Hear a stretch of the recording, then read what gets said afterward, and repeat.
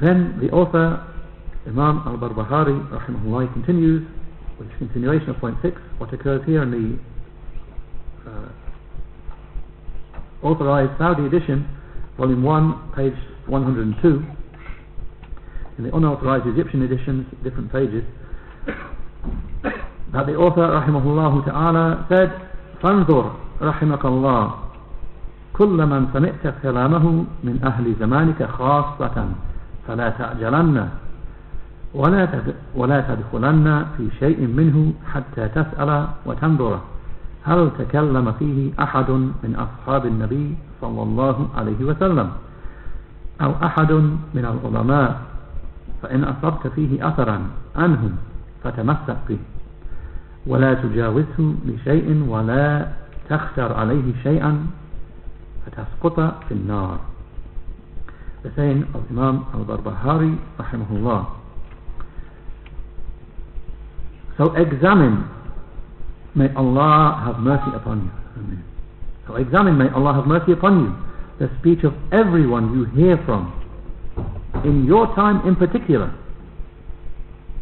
So do not act in haste, and do not enter into anything from it until you ask and see, did any of the companions of the Prophet ﷺ speak about it, or anyone from the scholars? So if you find a narration about it from them, then cling on to it and do not go beyond it for anything, and do not give preference to anything over it, and thus fall into the fire. Shaykh Fawzan, hafidhahullah, he said in explanation, do not be hasty regarding that which you hear from the people, particularly in later times.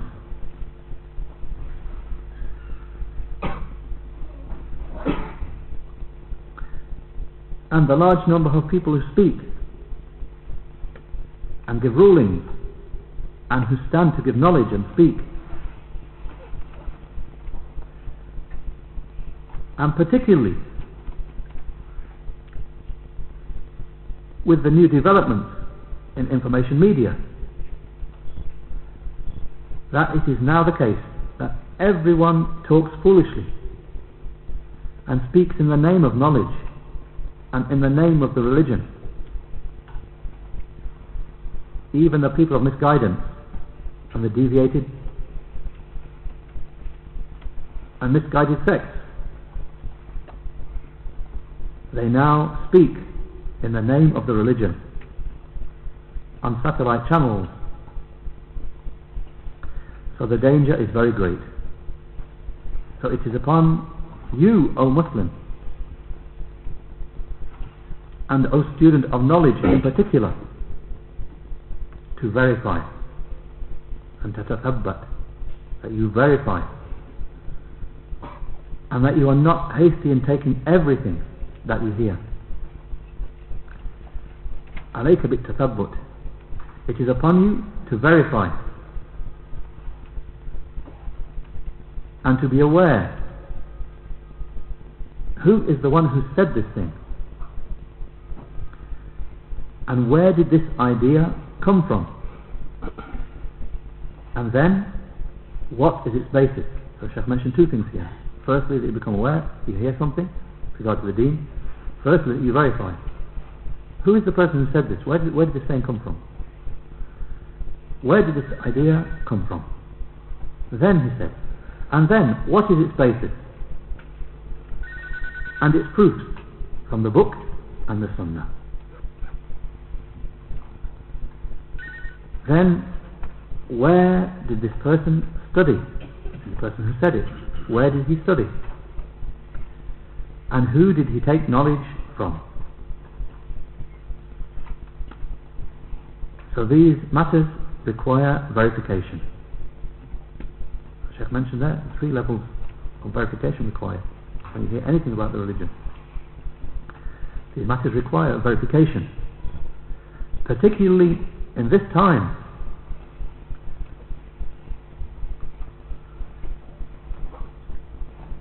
So we do not accept every saying that anyone says, even if he speaks well, and speaks eloquently, and speaks abundantly, and attracts people's hearing. Do not be taken in by it until you look and see the extent of the knowledge and understanding of the religion that he has. Don't be taken by those affairs. He can speak well, speak eloquently, speak a great deal, sounds very flashy to people's ears. Shaykh said, do not be taken in until you see what is the extent of what he has from knowledge and understanding of the religion. For it may be the case that a person's speech may be little, but he is a person of fiqh, understanding of the religion.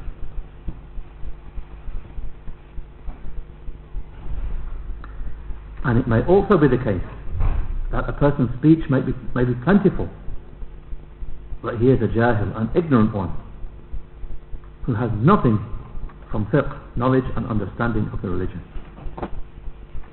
Rather, he just has sihr al-kalam, magical speech, enchanting speech,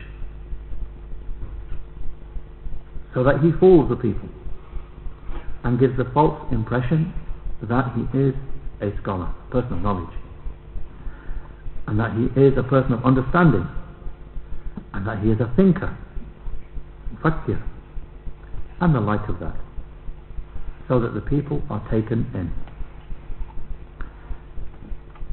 And he takes them away from the haqq, from the truth, away from the truth by his speech. The Shaykh said, so what is counted is not the amount of speech and being able to ramble on. Rather, what is counted is what it contains with regard to ilm, with regard to knowledge, and what it contains with regard to ta'fil, being based upon correct principles.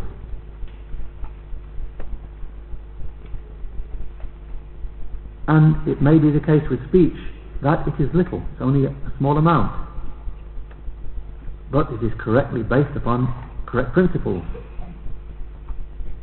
This will be more beneficial. This will be far more beneficial than abundant speech, which is just lengthy and from which no benefit can be taken except a little. And this is the situation in our time,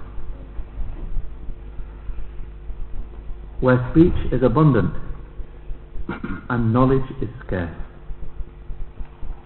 Speech is abundant and knowledge is scarce. The reciters are many, and the people of knowledge and understanding, the fuqaha, are few in number. And fiqh, knowledge and understanding of the religion, does not come about by being able to speak a great deal or to recite a great deal or being able to speak well or being able to word things well. Then Shaykh Fawzan quotes some famous lines of poetry. He said, the poet said, في زخرف القول تزيين لباطله والحق قد يعتريه سوء تعبيره تقول هذا مجاج النحل تمدحه وإن تشاء قلت ذا قيء الزنابير. These lines of poetry can be very roughly translated as embellished speech, speech which has been falsely adorned. It's not good speech, but it's been made to look good, made to look sound, it's something good. Falsely adorned speech may make its falsehood seem attractive, whereas the truth may suffer as a result of being badly expressed. So you may say, this is the spittle of the bees, if you want to praise it. But if you wanted, you could say, it is the vomit of flying insects which sting. These lines of poetry referring, as the Shaykh will say, referring to honey. If you want to speak about honey, if you want to praise it, you can say it's some spittle that comes out of the mouth of bees. But the very same substance, if you chose to speak in blame of it, make it look bad, you could say this is the vomit of stinging insects that fly. It's the same thing you're talking about. The Shaykh said, explaining these lines of poetry, if you wish to praise honey, al-asal, if you wish to praise honey, you can say this is mujajun nahl, something put out from the mouth of the bee. But if you want to blame it, if you want to rebuke it, speak against it, then you can say this is vomit. Instead of saying it's spittle, something coming out the mouth, you can say it's vomit. And instead of a nahl, a bee, you can say a zanabir, a hornet or a stinging insect that flies. But you're talking about the same things, how you word it. You want to praise it, you say this. You want to speak against it, you could say that. So establishing that principle. And the Shaykh said, so the eloquent person, he can turn the truth into falsehood, meaning to make the truth look like falsehood, and falsehood look like the truth, by means of his eloquence. فاحذر من هذا, so beware of this. So beware of this fact. And therefore the Prophet ﷺ, he warned against the person who is very eloquent in speech, the one who moves his tongue around just in the manner in which the cows move their tongues around. Because when they're chewing the cud, the cow moves its tongue this way, that way, chewing.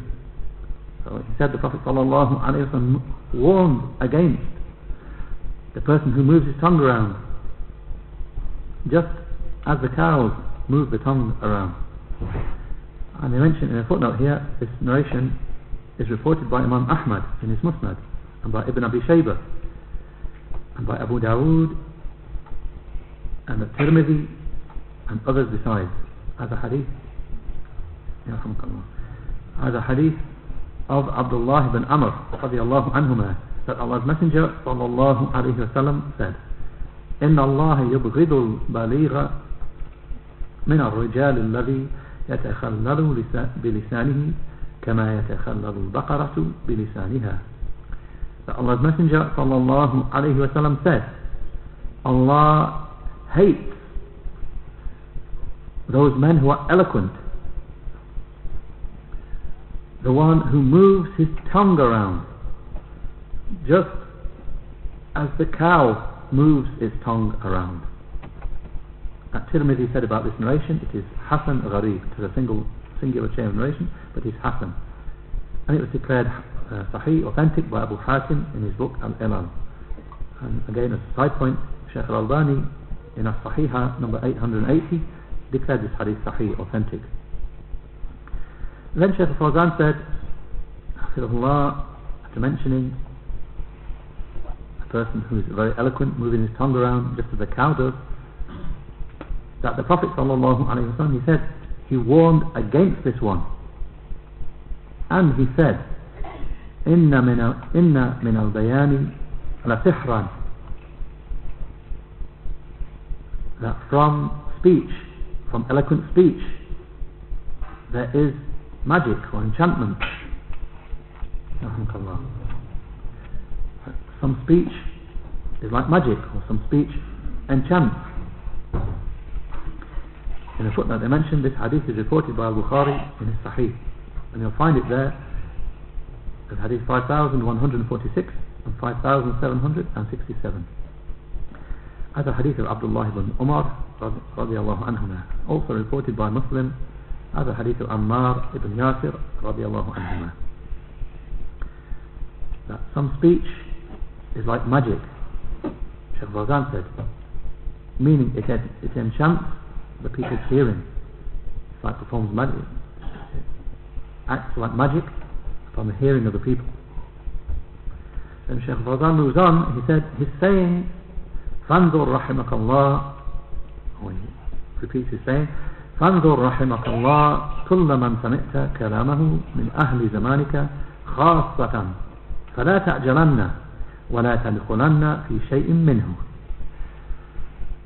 He said, so look and examine, may Allah have mercy upon you, at the speech of everyone whom you hear from in your time in particular. Do not be hasty and do not enter into anything from it. Shaykh Fawzan said, this was at the time of the author, was Imam al-Barbahari, who lived over 1,000 years ago. This was at the time of the author, and the author was almost at the same time as Imam Ahmad, because he was one of the students of his students. That's what he said about his time. So how about these times? He says, do not be hasty in accepting the speech of the people of your time until you verify it. The Shaykh said, so where is this in comparison to this time of ours now? I mean 1,000 years after. So where is this speech of the author here? What about if that was the case at that time? What about in this time then? The time of desires and the time of ignorance and the time when the different parts of the world are all mixed together, to the extent that fitan, trials and tribulations and evils and ideas arise and surge like waves, and the enemy wants to turn the religion upon its head. He wants us to follow him and to impose his ideas upon us and to impose his politics upon us. And that's what the time that we're living in now. Therefore, it is upon us to check this affair carefully and to withhold from many affairs. Stop, withhold with regard to many affairs. That's what's upon us now. And to turn attention to seeking to understand the speech of Allah and the speech of His Messenger, and to acquire knowledge and understanding of the religion of Allah, the Mighty and Majestic. That's what's upon us. So al-fiqh, knowledge and understanding of the religion, contains a protection from fitan, trials and tribulations. And al-fiqh means al-fahm, understanding of the religion means. And a person may have memorized a great deal, but he does not have fahm, he does not have understanding. May be the case, not always the case, but it may be the case. A person memorized a great deal, but he does not have understanding, fahm. So therefore he and the common person are just the same. And the person has memorized a great deal, but he doesn't understand any of it. He's actually just the same as a common person in that regard.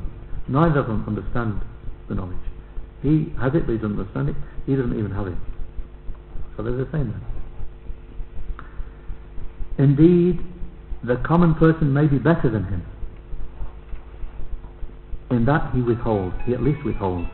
And the common person, at least he thinks, I'm not a person of knowledge, I can't speak about this matter, I'll just keep quiet. Whereas the person who's memorized a great deal, he might think, oh, I've got a great deal of knowledge, I'll speak about this matter. So Shaykh said, so this person who has memorized a great deal but he does not understand may be the same as the common person. Indeed, the common person may be better, because he withholds himself, and he recognizes his own ignorance, whereas this one does not realize that he is actually an ignorant person. Therefore the matter is not just memorizing a great amount or speaking a great deal. The matter is a matter of fiqh, understanding. And therefore he sallallahu alayhi wa sallam said, رُبَّ مُبَلَّغٍ أَوْعَى مِنْ سَامِعٍ. For this reason, Allah's Messenger sallallahu alayhi wa sallam said, perhaps a person who has something conveyed to him may comprehend it better than the one who heard it originally. Perhaps someone who has something conveyed to him may understand it or may comprehend it better than the one who actually heard it. And the first person heard it, he conveyed it to the second person. It can be the case that the one it's conveyed to, he understands it better than the first one who first heard it. In a footnote, they mention this hadith is reported by Al-Bukhari in his Sahih, and they give some numbers here which don't really match up with the Arabic too much. You can find it in Al-Bukhari as hadith number 67 and a number of other places, and amongst them hadith number 700, or rather hadith number 7447, and reported by Muslim as hadith 1679, and it's hadith of Abu Bakr radiallahu anhu, and the wording is that of Al-Bukhari. Rubba mubalaghin aw amin sami. Perhaps one who has something conveyed to him will be better understanding or will be better comprehending than the one who heard it. Shaykh Fawzan said, so a person may memorize something and transmit and narrate, and yet there may be someone there who understands it better than he does. And Shaykh Fawzan quotes the second hadith, رُبَّ حَامِلِ فِقْهٍ وَهُوَ غَيْرُ فَقِيهٍ, saying of Allah's Messenger sallallahu alayhi wa sallam, there may be a person who conveys knowledge of the religion, but he does not comprehend it. It may be the case that a person conveys some knowledge of the religion, but he is not one who comprehends. In a footnote they mention this hadith is reported by Ahmad in his Musnad, and Abu Dawood, and At-Tirmidhi, and Ad-Darimi, and Ibn Hibban as a hadith of Zayd ibn Thabit radiallahu anhu. At-Tirmidhi said the hadith is Hasan, and Abu Sayri said it's Sahih, authentic. And as a side point, Shaykh Al-Albani declared this hadith Sahih, likewise in his checking of Abu Dawood declared it Sahih, authentic. There may be a person who conveys knowledge of the religion, but he is not one who comprehends it. Shaykh Fawzan said, explaining, huwa hamil, he is a carrier, he is a bearer of the knowledge and a transmitter of it. However, he is not a faqih, he is not one who has understanding of it. So fiqh, knowledge and understanding of the religion, is a gift from Allah, which Allah gives to whomever He wishes from His servants.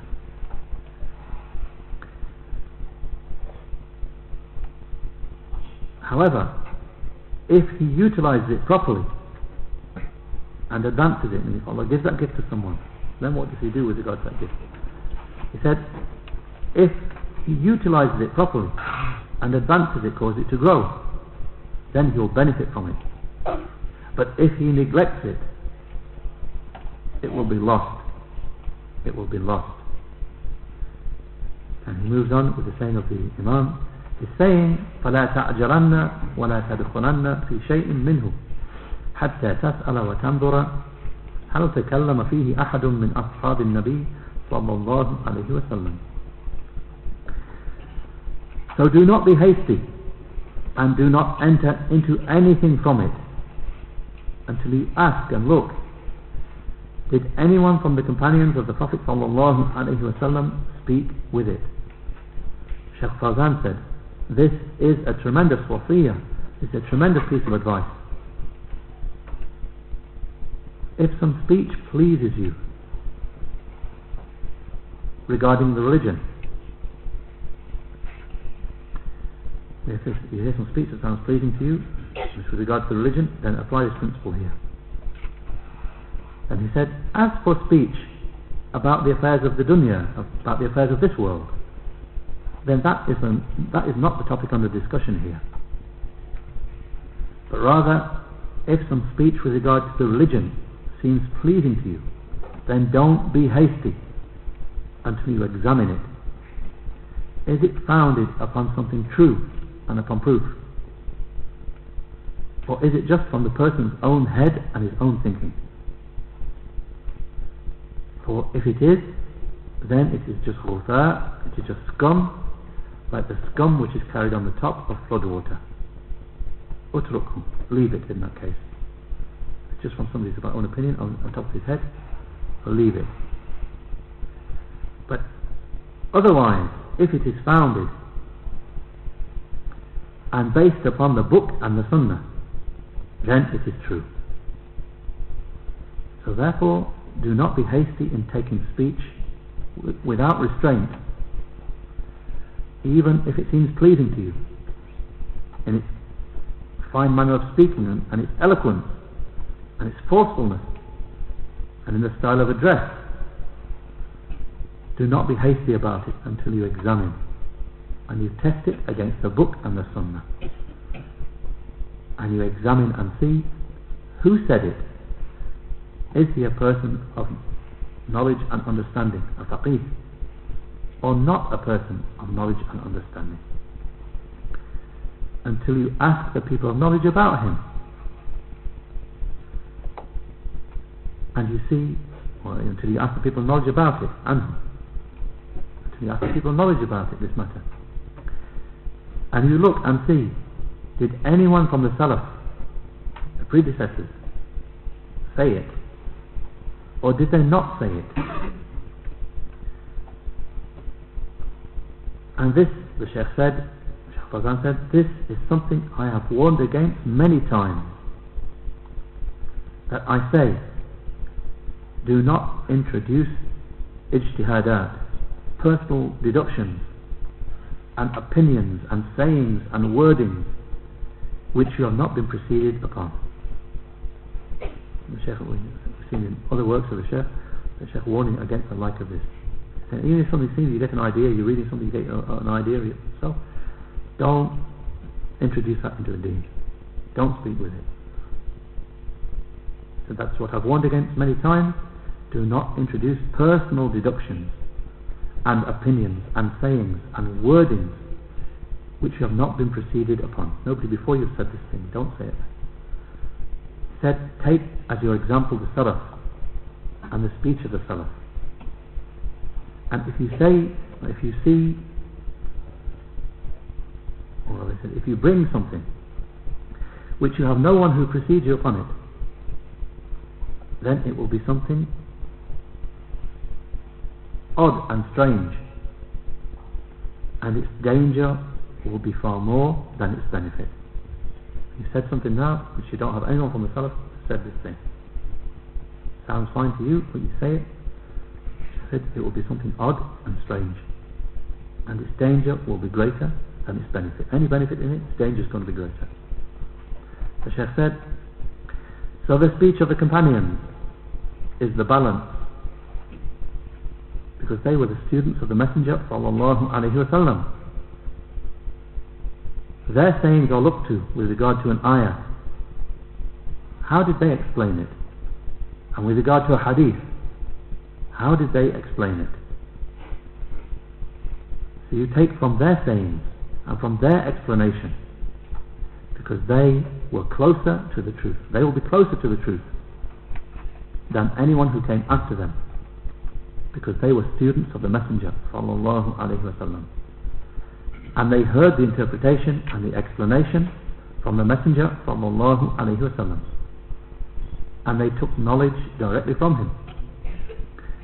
So they will be the people who are closest to the truth, and no weight is to be given to the saying of those people who say the companions are not to be counted. They were men and they had their own opinions, and we are men and we have our thoughts. Times change. The Shaykh said no weight is given to the like of that nonsense saying. So we don't count the companions. They lived in their time. They were men. They have their opinions, and we are men. We have our opinions for our time. Times change. So there's no weight, no ibrah is to be given to the like of that speech. He said, so the religion remains and will remain until the hour is established. And the religion, does not change with the changing times.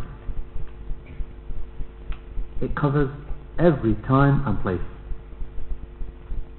What changes is only ijtihadat al-bashariyah, human deductions, which may sometimes be wrong and sometimes correct.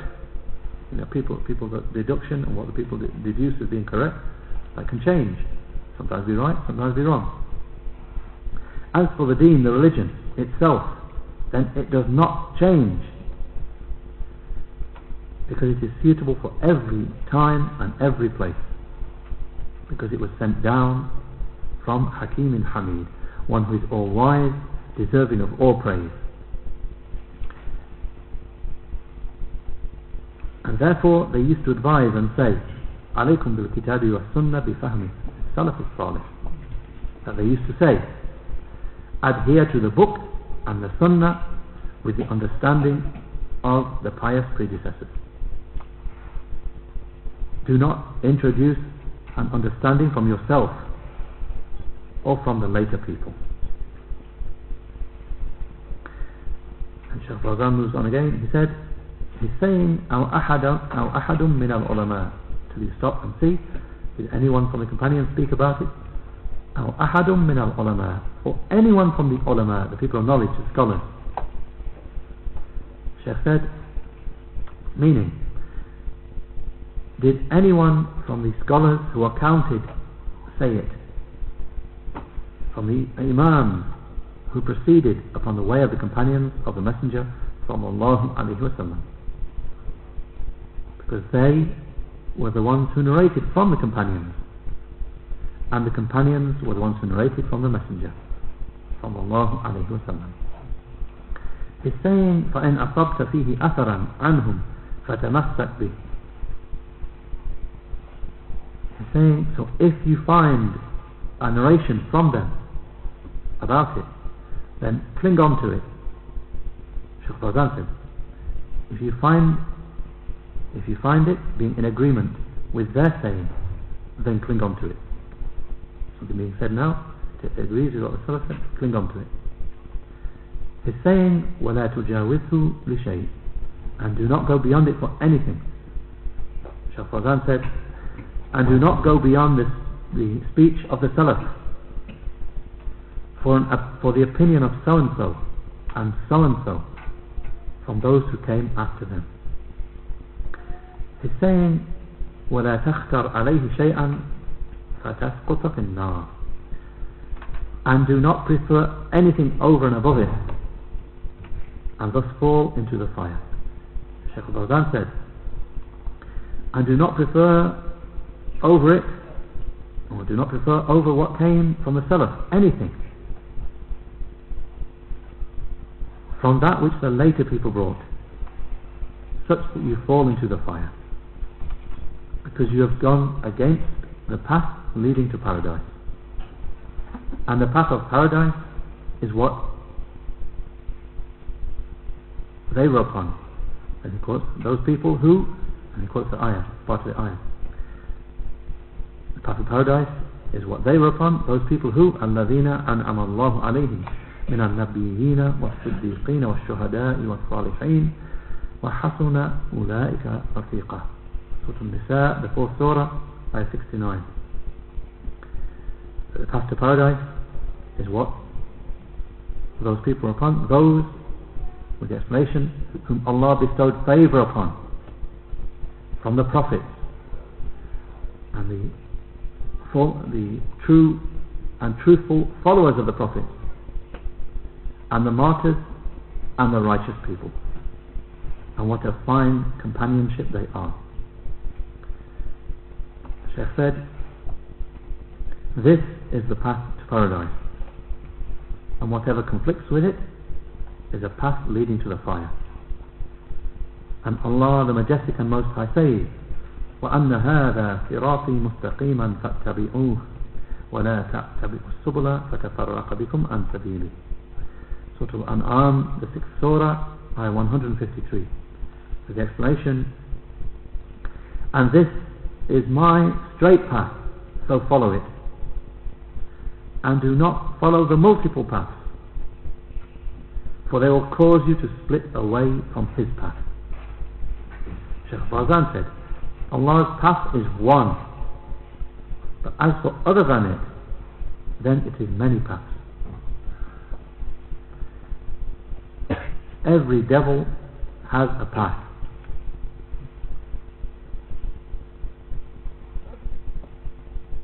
and he has a path.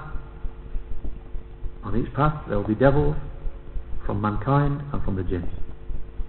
So there are many different paths which will throw the person who follows them into confusion. But as for the straight path, and it is one.